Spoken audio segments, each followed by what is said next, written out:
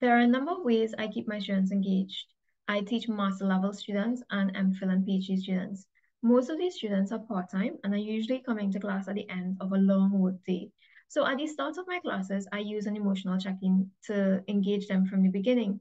I essentially ask them to identify their mood and to relate this mood to their goal for the class, which helps them to shift their attention to the week ahead.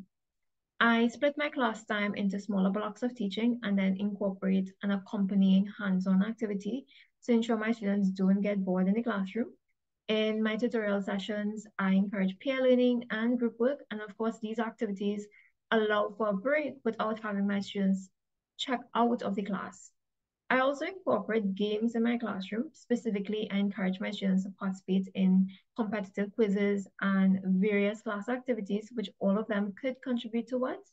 And with some of these activities, my students are given the opportunity, when they do well, to be highlighted in a weekly spotlight feature on the course Moodle page.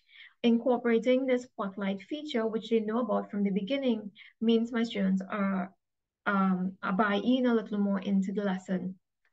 I teach social research methods, more specifically research design and quantitative data analysis.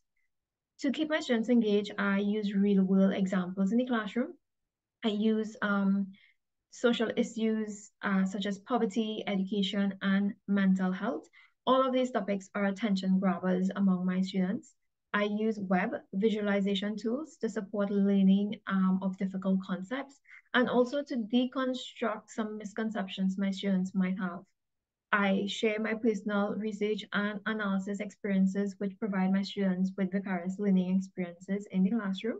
And I also link the concepts and topics that I teach to publish articles based in the Caribbean or written by Caribbean scholars, which increases their interest and curiosity.